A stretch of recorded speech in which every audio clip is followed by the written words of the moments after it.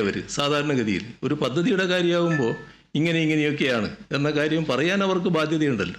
ഈ വിഴിഞ്ഞം പദ്ധതി പ്രദേശത്തിന്റെ പ്രധാനപ്പെട്ട മേഖലകൾ സന്ദർശിക്കുമ്പോൾ താങ്കളുടെ മകളും പേരക്കുട്ടിയും വന്നത് വലിയ ചർച്ചയായിരുന്നു.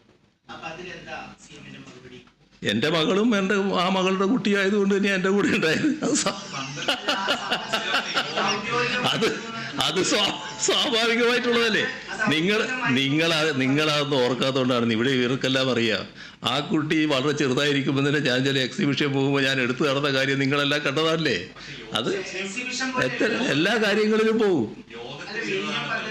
ഇത് സാധാരണ നിലക്കുള്ള ഒരു അവിടുത്തെ കാര്യങ്ങൾ കാണാനുള്ളൊരു പോക്കാണ്. അതിൻ്റെ അകത്ത് കുടുംബാംഗങ്ങളും ഉണ്ടായി എന്നുള്ളത് ശരിയാണ്. പിന്നെ നിങ്ങൾ ചിലർ ഉന്നയിച്ചത് അവർ ഈ കാറിൽ വരണ്ടായിരുന്നോ, ഇപ്പോൾ വേറെ കാറിൽ വരാതല്ലേ. ഞാൻ ആ കാറിൽ തന്നെ കൂട്ടിയെന്ന് മാത്രമേ ഉള്ളൂ.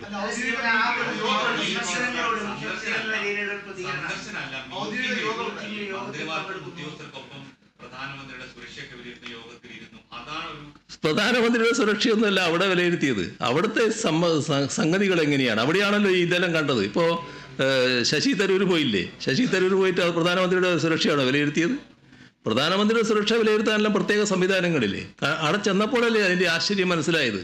കാരണം നമ്മുടെ മത്സ്യത്തൊഴിലാളി കുടുംബത്തിൽപ്പെട്ട കുട്ടികൾ, ചെറിയ പെൺകുട്ടികൾ, അവരിരുന്നു കൊണ്ടാണ് ഈ ക്രെയിൻ, പിന്നെ മറ്റേ ക്രെയിൻ ഉപയോഗിച്ചുകൊണ്ട് കണ്ടെയ്നർ എടുക്കുന്ന കാര്യങ്ങൾ ഓപ്പറേറ്റ് ചെയ്യുന്നത്. ഈ കപ്പലിൻ്റെ നീക്കങ്ങൾ അവർ നിയന്ത്രിക്കുകയാണ്. അത് സാധാരണ നമ്മൾ കുട്ടികൾ പിന്നെ കളിക്കുന്ന ഒരു രീതിയില്ലേ, അതുപോലെ ഇങ്ങനെ നീക്കിക്കൊണ്ടാണ്. അപ്പോൾ നമ്മുടെ കുട്ടികൾ എത്രമാത്രം കഴിവിലേക്ക് എത്തി എന്നുള്ളത് അത് കണ്ടതുകൊണ്ടല്ലേ മനസ്സിലാകുന്നത്. അങ്ങനെയുള്ള കാര്യങ്ങളാണ് അവിടെ കണ്ടത്. അതല്ലാതെ മറ്റ് ഔദ്യോഗിക കാര്യങ്ങൾ ചർച്ച ചെയ്യാനല്ല അവിടെ പോയത്. അന്താരാഷ്ട്ര തുറമുഖത്തോട് തൊട്ട് കിടക്കുന്ന മൈനർ തുറമുഖം, ആ തുറമുഖത്തിന്റെ കുറിച്ചൊരു വാർത്ത ഇൻഫ്രാസ്ട്രക്ചർ എന്ന് പറഞ്ഞ് ബോംബെ നടക്കുന്ന ഒരു